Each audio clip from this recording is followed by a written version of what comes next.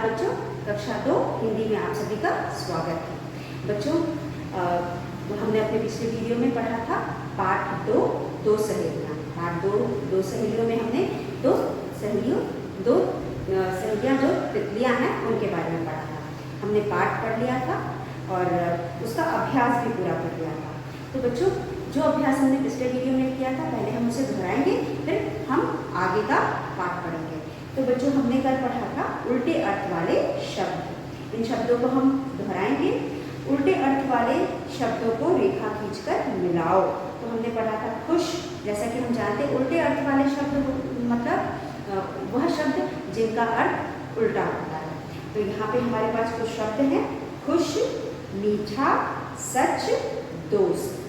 खुश का मतलब होता है उदास, मीठा का मतलब होता है कड़वा, बल्कि मीठा का विलोम होगा या उल्टा होगा कड़वा। सच का उल्टा होगा झूठ, दोस्त का उल्टा होगा दुश्मन। तो बच्चों इस तरह से हम इनको पढ़ेंगे और इनके उल्टे अर्थ वाले शब्द या विलोम अर्थ वाले शब्दों के साथ इनका मिलान करेंगे। तो हमारे पास बच्चों कुछ और शब्द हैं। शाम, सुबह, खुशबू, बदबू, भीतर, बाहर, आगे, पीछे। तो बच्चों एक बार फिर दोहराते हैं। खुश, उदास, मीठा, कड़वा, सच, झूठ, दोस्त, दुश्मन, शाम, सुबह, खुशबू, बदबू, भीतर, बाहर, आगे, पीछे। तो ये हैं उल्टे अर्थ वाले शब्द। उसके बाद बच्चों हमारा अगला प्रश्न था पढ़ो, समझो और लिखो। बच्चों पढ़ो, समझो और लिखो में हमने एक वचन और बहुवचन पढ़ा था और हमने क्या बताया था बहुवचन में जब भी हमारे आखिरी शब्द पर बड़ी ई की मात्रा रहेगी तो हम उसको एक वचन में बड़ी की मात्रा रहेगी तो बहुवचन बनाते समय जो आखिरी शब्द है उसकी मात्रा छोटी की मात्रा हो जाएगी। जैसे कि हमारे पास था सहेली, हमारे पास यहाँ था सहेली। तो बच्चों जब हम सहेली को बहुवचन बनाएंगे तो यहाँ पे हो जाएगा जो ये बड़ी की मात्रा है ये छोटी की मात्रा हो जाएगी।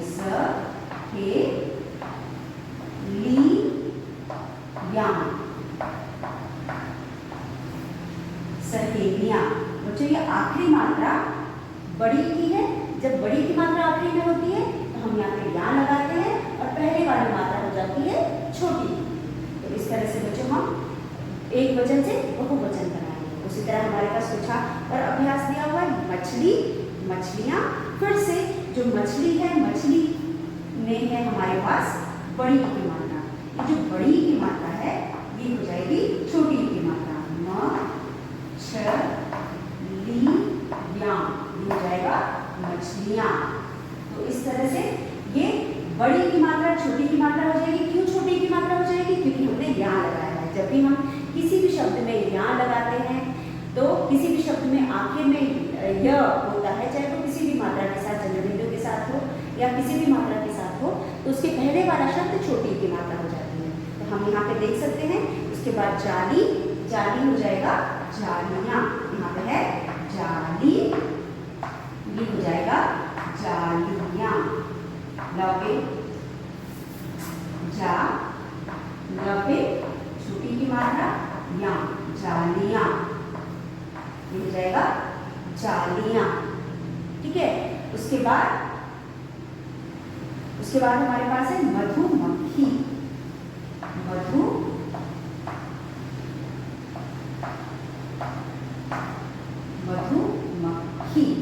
अब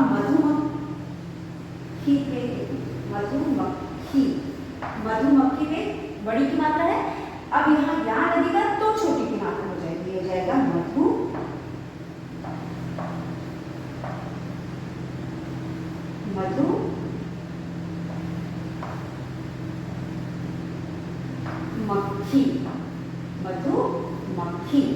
तो बच्चों इस तरह से हम एक वचन से बहुवचन बनाते हैं और यह नियम तब लागू होता है जबकि आखिरी शब्द पे हमारे पास बड़ी की मात्रा होती है। तो बच्चों इस तरह से हम आगे का भी करेंगे। तितली हो जाएगी तितलियाँ, ल की मात्रा छोटी की मात्रा हो जाएगी और रानी हो जाएगी रानियाँ।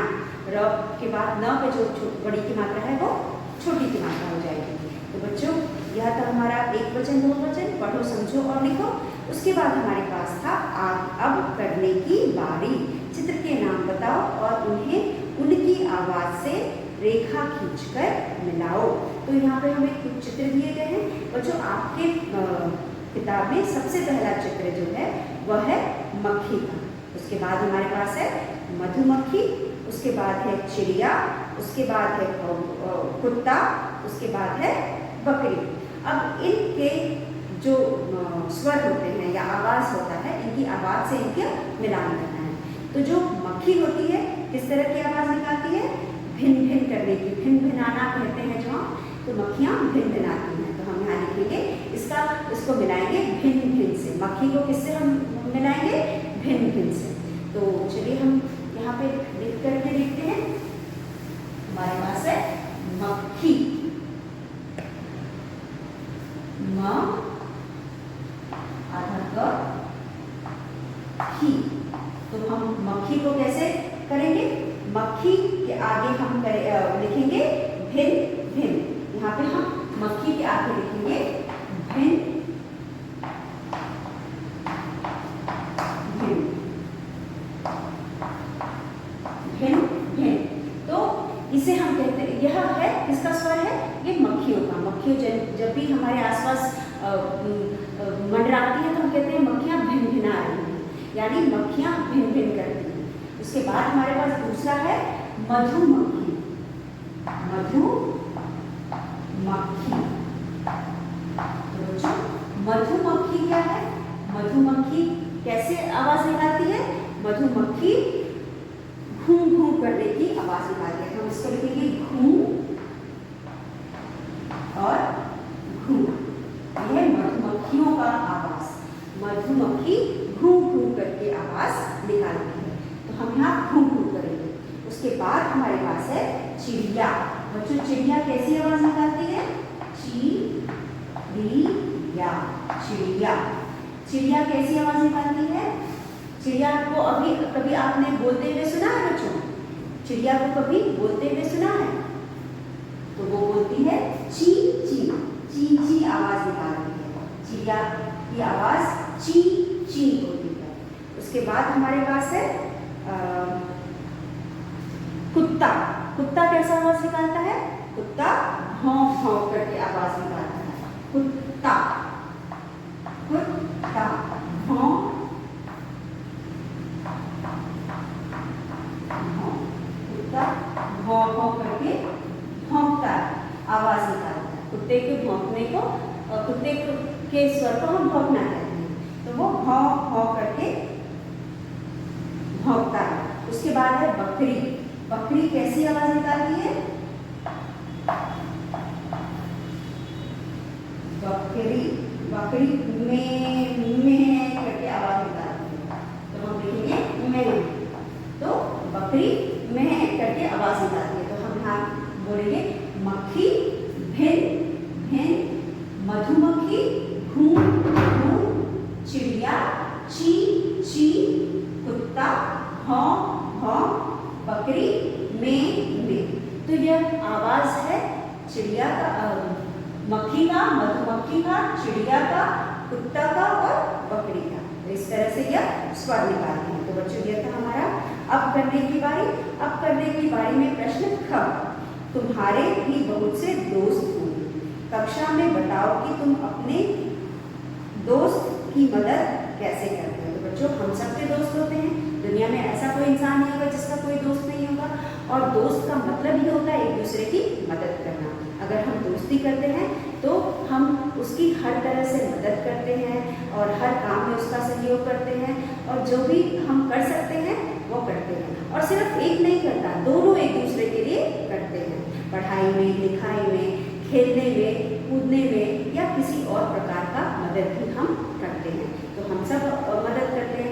अगर आपके पास ऐसी कोई कहानी हो जिसमें आपने अपने मित्र की कोई खास मदद की, तो आप कक्षा में बता सकते हैं या सुना सकते हैं। तो बच्चों इस तरह का अगर कोई आपका कक्षा में कोई किस्सा है जिसमें आपने अपने दोस्त की मतलब एक उससे बाहर आकर के मदद की है, जो कि आपको बताने या कहने लायक है, तो आप जब भी हम इस पाठ के बारे में प्रश्न डिस्कस करेंगे कक्षा में या ऑनलाइन क्लासेस में, तो आप हमें बिल्कुल बताएंगे। उसके बाद ग, बिंदु मिलाकर चित्र पूरा करो। बच्चों, ग, बिंदु मिलाकर चित्र पूरा करो और अपनी पसंद का रंग करो। तो यहाँ पर हमारे पास बहुत सारी तितलियाँ दी गई हैं। हमारे पास यहाँ पे क्या है? बहुत सारी तितलियाँ दी गई हैं। अब बच्चों, ये जो तितलियाँ हैं, इनको हम अपने पसंद का रंग भर करके इनको सुंदर सुंदर रंगों में रंगेंगे। और हर तरह की तितली है, उड़ती हुई तितली है, पूरी तितली है, तो इनको हम अपने मन का इनमें रंग भरेंगे। और पहले तो हम पेंसिल से इनको पूरा करेंगे, उसके बाद इनके हमारे अपने मन का सुंदर सुंदर रंग भरेंगे और करेंगे। तो बच्चों, इसके साथ हमारा पाठ 2 समाप्त होता है। और चलिए, तो हम अगला पाठ शुरू से करने से पहले कुछ विचार कर लेते हैं। तो बच्चों, कभी आपने देखा है अपने पेरेंट्स को कि जब एक मौसम के बाद दूसरा मौसम आता है तो घर में कुछ तैयारियां होने लगती हैं, या फिर कोई किसी भी चीज़ का स्वागत करना हो तो हम उसकी तैयारी करते हैं और पहले से तैयारी करके रखते हैं। पहले से तैयारी करने से क्या होता है कि समय पे हमें कठिनाई नहीं होती है।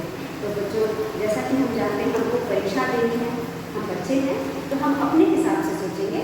अगर हमें परीक्षा देनी है तो हम अपने परीक्षा की तैयारी का एक दिन पहले करते हैं, और एक दिन पहले अगर हम अपनी परीक्षा की तैयारी करेंगे तो क्या हम सफल होंगे? कभी नहीं। सफल होना, अच्छे नंबर आने के बाद बच्चों हम सफल भी नहीं होंगे। तो इसीलिए जब पहले लोगों के पास कच्चे मकान हुआ करते थे तो बारिश के पहले वो पता है क्या करते थे? वो अपने घरों के छत को ठीक किया करते थे।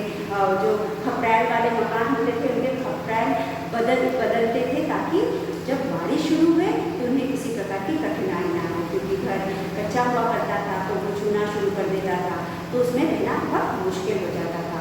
और पहले क्या होता था कि जब बारिश के पहले हम अपने लिए कुछ चीज़ें, क्योंकि बारिश में जैसा कि हम चाहते हैं हर चीज़ हमें नहीं मिल पाती, मिलती है नहीं मिलती। आपने कहते हुए सुना होगा सब्जी वाले को कि आज मार्केट में सब्जी नहीं थी, या फिर आज फल नहीं थे। तो ये सारी समस्याएं बारिश के मौसम में हो जाती हैं। तो हम क्या करते हैं? तैयारी कर करके रखते हैं। हम एकदम से अगर कुछ भी करना चाहे तो नहीं करते हैं, हम पहले से ही तैयारी करते हैं ताकि हमें समस्या ना हो और हम अपने किसी भी काम को आसानी से कर लें। परीक्षा में वही बच्चे अच्छे नंबर लाते हैं जो कि पहले दिन से ही मेहनत करना शुरू करते हैं। तो बच्चों, इसीलिए मैं आपको आज ये बातें, आप भी सोच रहे हो कि आज मैं इस तरह की बातें आपसे क्यों कर रही हूँ। आज मैं इस तरह की बातें इसलिए कर रही हूँ क्योंकि, तो बच्चों, हम जैसा कि मैंने बताया कि हम किसी भी चीज़ का पहले से तैयारी करके रखते हैं। जैसे कि आपने अपने मम्मी पापा को सुना होगा कि आपके आगे पढ़ाई के लिए उन्होंने कुछ पैसे जमा करके रखे हुए हैं। मतलब आगे जो हमारा समय आएगा उससे निपटने के लिए हम अपने जीवन में पहले से तैयारी कर लेते हैं। और उसके बाद बच्चों, अगर हमको रात सुबह स्कूल जाना होता है तो हम अगर रात को तैयारी ना करें तो आपने देखा होगा कि अक्सर वो बच्चे जो कि रात को अपने बैग पैक करके या बस्ता ठीक करके या अपनी कॉपी किताब सही से रखते, यूनिफॉर्म प्रेस करके नहीं रखते, वो बच्चे स्कूल में हमेशा लेट पहुँचते हैं। तो अगर हम पहले से किसी भी चीज़ की तैयारी ना करके रखें तो हमें उस समय वो परेशानी झेलनी पड़ सकती है। तो इसलिए बच्चों, हमें हमेशा अपने आने वाले समय के लिए पहले से तैयारी करके रखना चाहिए। कुछ अचानक हो जाए वो बात अलग है, लेकिन फिर भी हमें अपनी तरफ से कोशिश करना चाहिए कि जो भी हमारे सामने समय आने वाला है उससे निपटने के लिए हम तैयार हैं। तो बच्चों, ये सारी बातें हमारे साथ ही नहीं बल्कि जानवरों के साथ भी लागू होती है। जैसा कि हम जानते हैं, जो पशु पक्षी होते हैं, बरसात के पहले या फिर जाड़ा आने से पहले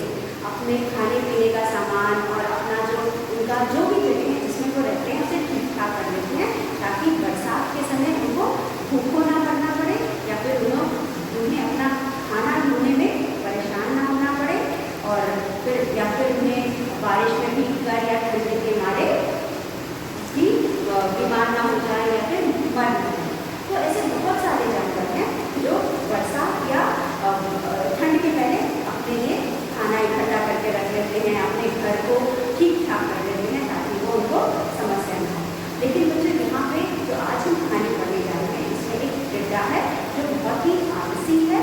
सब लोग सारे जानवर अपनी बरसात के आने से पहले हर चीज़ का इंतजाम कर रहे होते हैं, लेकिन यह टिड्डा आलसी था, इस वजह से बड़ा हुआ नाच गा रहा था, लेकिन अपने आने वाले समय की कोई तैयारी नहीं कर रहा था। तो बच्चों, आज मैं ये सही बातें आपसे इसलिए कर रही हूँ क्योंकि हम जो कहानी पढ़ रहे हैं उसमें भी कुछ ऐसा ही है। तो चलिए हम आज का पाठ करते हैं। आज का पाठ है बच्चों पाठ 3। पाठ 3 में हम क्या पढ़ेंगे? हम पढ़ेंगे ये जैसी करनी वैसी करनी। जैसा कि हम जानते हैं, जैसा हम करते हैं वैसा ही हमें भुगतना पड़ता है।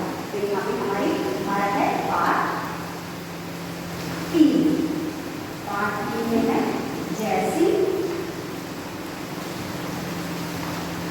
करनी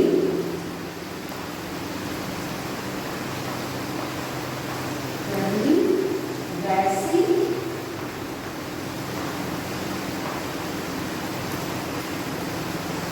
करनी। तो बच्चों, जैसा हम काम करते हैं वैसा ही हमें परिणाम भुगतना पड़ता है। इस पाठ का मतलब है जैसी करनी वैसी करनी का मतलब है जैसे हमारे कर्म होते हैं, जैसा हम काम करते हैं उसी का के हिसाब से हमें परिणाम मिलता है, मतलब रिजल्ट मिलता है। बच्चों, जैसे होता है ना, अगर आप परीक्षा देते हो, एग्जाम देते हो, एग्जाम में खराब करोगे तो खराब ही नंबर मिलेंगे ना, अच्छे नंबर तो मिलेंगे नहीं। इसी तरह से जो हम काम करते हैं, जैसा हम काम करते हैं उसका परिणाम वैसा ही मिलता है। तो यहाँ पे भी इस पाठ में भी कुछ ऐसा ही हुआ था, इसलिए इस पाठ का शीर्षक है जैसी करनी वैसी भरनी। तो चलिए हम पाठ क्या पढ़ते हैं। तो बच्चों, यहाँ पे हमारा पाठ है जंगल में हलचल शुरू हो गई। जंगल में हलचल शुरू हो गई। बच्चों, हलचल का मतलब क्या होता है? यहाँ पे हमारे पास एक शब्द है हलचल। तो आप क्या बता सकते हैं हलचल का मतलब क्या होता है?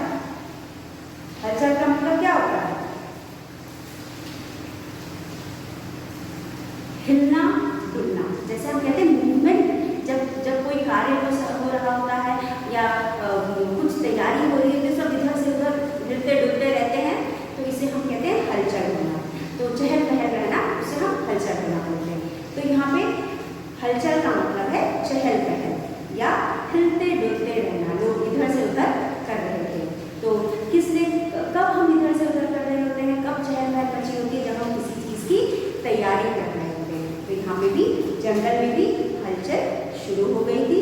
क्यों शुरू हो गई थी? चलिए आगे हम चल करके पढ़ते हैं कि जंगल में क्यों हलचल हो रही थी। बरसात का मौसम आने वाला था।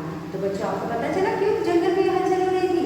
क्योंकि बरसात का मौसम आने वाला था। हम सारे जानवरों को बरसात की तैयारी करनी थी, तो इसलिए सब लोग इधर उधर भाग दौड़ करके सारी चीज़ों का इंतजाम कर रहे थे। समय आने पर जिन चीज़ों का हमको जरूरत पड़ सकता था उन चीज़ों का वो इंतजाम करते रहे थे। सभी जानवर अपने अपने काम में लगे हुए, मतलब जितने भी जानवर थे वहाँ पे सब अपने अपने काम में अपने अपने हिसाब से बरसात के आने की तैयारी कर रहे थे, या उसमें आने वाली समस्याओं का निपटारा करने के लिए या उनसे बचने के लिए पहले से ही तैयार हो रहे थे। तो बच्चों, बया अपना घोंसला बना रही थी, खरगोश अपना घर ठीक करने में लगा था, गौरैया और गिलहरी भी अपने घर के लिए जरूरी सामान जमा कर रहे थे। तो बच्चों, जैसा कि हम जानते हैं कि बरसात आता है तो बहुत सारी चीज़ें हमें नहीं मिल पाती हैं, चारों तरफ पानी भर जाता है और चीज़ों को ढूंढने में या लाने में समस्या होती है। तो ये जितने भी जानवर थे सब बरसात के आने से पहले उसमें समय जरूरत होने वाले सामान को अपने पास इकट्ठा कर रहे थे, ताकि बरसात में उन्हें बारिश में भीगते हुए या बारिश के पानी में जाने की जरूरत न पड़े। तो कौन क्या कर रहा था? सबसे पहले बया अपना घोंसला बना रही थी। अगर वह घोंसला नहीं बनाएगी तो कहाँ रहेगी? बरसात में भीग करके बीमार होकर मर सकती है, इसलिए वह अपना घोंसला बना रही थी। और घोंसले में ही वो अपना खाना इकट्ठा करके रखेगी, तो वह पूरी तैयारी कर रही थी।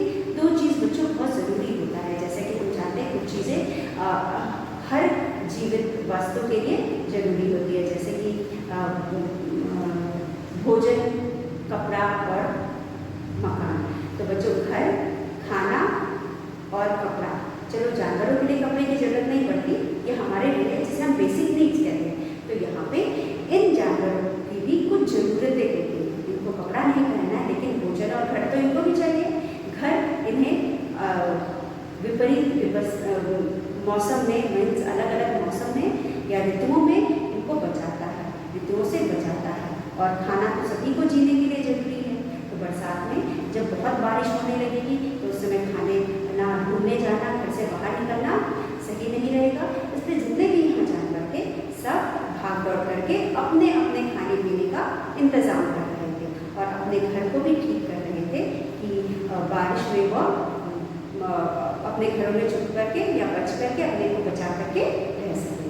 तो यहाँ पे खरगोश अपना बया क्या कौन है? चिड़िया है, क्योंकि चिड़िया घोंसले में रहती है तो अपना घोंसला बना रही थी। खरगोश अपना घर ठीक करने में लगा हुआ था। खरगोश भी अपने घर को ठीक ठाक करने में लगा हुआ था। उसके बाद गौरैया और गिलहरी भी अपने घर में के लिए जरूरी सामान जमा कर रहे थे। वह कितना सामान जमा कर रहे थे कि बरसात भर उनको आराम से एक जगह बैठ करके, अपने घरों में बैठ करके कि उनका काम चल जाए, घर से बाहर न निकलना पड़े। उसके बाद चींटियां भला पीछे कैसे रहती? तो यहाँ पे इसी लाइन में चींटियां भी थी, वह भी बरसात के आने का की तैयारी कर रही थी। वे भी कतार बनाए घूमती और खाने का सामान अपने बिल में जमा करने में जुटी हुई थी। तो इस भाग में चींटियां भी किसी से पीछे नहीं थी, यह भी अपनी पूरी तैयारी कर रही थी बरसात के आने की। कतार मतलब बच्चों, कतार का मतलब क्या होता है? पंक्ति। कतार का मतलब पंक्ति या इंग्लिश में हम इसे लाइन कहते हैं। तो यहाँ पे हमारा सबसे पहला शब्द था हलचल। हलचल, हलचल का मतलब होता है हिलना डुलना। हिलना डुलना, हिलना और डुलना। और हलचल का मतलब बच्चों आपके समझने के लिए मूवमेंट जिसको कहते हैं, एक जगह से दूसरी जगह फिरना भी कह सकते हैं। तो किसी भी चीज़ की जब हम तैयारी करते हैं, अच्छा आपने देखा होगा शादियों की जब तैयारी होती है, शादी में सब लोग डेकोरेशन कर रहे थे या सब तैयारी कर रहे थे, सजा वजा रहे थे, सब एक दूसरे इधर से उधर घूम रहे थे। तो इसे हम हलचल कहते हैं। तो एक जगह से दूसरी जगह घूमना फिरना हलचल कहलाता है। तो वहाँ पे चहल पहल रहना भी कह सकते हैं इसको। तो हलचल का मतलब है हिलना डुलना। उसके बाद हमारे पास दूसरा वाक्य अभी आया है, तो शब्द आया है कतार। कतार, तो जो कतार का मतलब होता है लाइन। इंग्लिश में हम लाइन कहते हैं और हिंदी में हम इसे कहेंगे पंक्ति। इंग्लिश में क्या हम इसको कहेंगे? लाइन, और हिंदी में पंक्ति। तो जो चिड़िया होती है, हम जैसा कि हम जानते हैं, वो कतार में चलती हैं, लाइन में चलती हैं, वह एक दूसरे के पीछे पीछे ही चलती हैं। तो यहाँ चिड़िया किसमें चल रही थी? कतार में चल रही थी। उसके बाद है जुटे रहना। जुटे रहना का मतलब लगे रहना। जुटे रहना, जुटे रहना का मतलब होता है लगे रहना, लगे रहना। तो बच्चों इस तरह से हमने यहाँ पे अगला जो वाक्य पढ़ा था, जो हमारे लिए थोड़ा मुश्किल था। दिन में कौन? चींटियां जो थी, चींटियां भला पीछे कैसे रहती? चींटियां भला पीछे कैसे रहती? वे भी कतार बनाए घूमती और खाने में का सामान अपने बिल में जमा करने में जुटी रहती। सभी कहते थे कि वर्षा ऋतु आने से पहले खाने और रहने की तैयारी कर ले। तो यहाँ पे चिड़िया भी अपने बिलों में कतार में जाते हुए अपने बिलों में खाने पीने का सामान रख रही थी। सभी चाहते थे कि वर्षा ऋतु आने से पहले अपने खाने और रहने का इंतजाम कर लें। जो सबसे ज़्यादा मुख्य चीज़ है खाना और रहना, इसके बिना कोई नहीं जी सकता, तो इसका इंतजाम कर लें। मनमौजी, मनमौजी का मतलब क्या होता है? मस्त मौला या मस्त। जिसे किसी से का मतलब होता है अपने मन की करने वाला। तो हम यहाँ लिखेंगे मन मौजी, मन मौजी। तो बच्चों मन मौजी कौन होता है? जो अपने मन की करता है, अपने मन की करने वाला, अपने मन की करने वाला। तो यहाँ मनमौजी कौन है बच्चों? मनमौजी है, चलिए देखते हैं मनमौजी कौन है। तो यहाँ पे जो मनमौजी शब्द है यह है टिड्डे के लिए। मनमौजी टिड्डे को वर्षा की जरा भी चिंता नहीं थी। मतलब जैसा कि हमने देखा पूरे जंगल में हलचल मची हुई थी, पूरे जंगल में हलचल मची थी, सब लोग इधर से उधर भाग दौड़ कर रहे थे। क्यों भाग दौड़ कर रहे थे? क्योंकि वर्षा आने का समय हो गया था और वर्षा में लोगों को चीज खाने पीने की समस्या हो जाती है। तो यहाँ पे जितने भी जानवर थे ये किस चीज़ की तैयारी कर रहे थे? खाने पीने की तैयारी कर रहे थे, अपने खाने के लिए खाने पीने का इंतजाम कर रहे थे और इसीलिए वो भाग दौड़ कर रहे थे और पूरे जंगल में हलचल मची हुई थी। और सब खाने पीने के अलावा बच्चों अपने घर को भी ठीक ठाक कर रहे थे, क्योंकि बरसात में उनका जो घर है उसमें वह सुरक्षित रहे, इसीलिए वह अपने घर को भी ठीक ठाक कर रहे थे। तो लेकिन यहाँ पे एक ऐसा जानवर था जो बहुत ही मनमौजी किस्म का था, जिसे इन सब चीज़ों से कोई मतलब नहीं था, और यह था टिड्डा। तो मनमौजी टिड्डे को वर्षा की जरा भी चिंता नहीं थी। तो बच्चों यहाँ पे एक चित्र दिया हुआ, आप जरा चित्र में देखो। आप चित्र में देख सकते हो कि गिलहरी अपने मुंह में खाना दबाए, जो भी वो खाती है नट्स या बीज वगैरह जो भी वो खाती है उसे दबाए जा रही है। चींटियां कतारबद्ध या पंक्ति में खाना जुटा रही हैं और चिड़िया भी अपने घोंसले को ठीक ठाक कर रही है।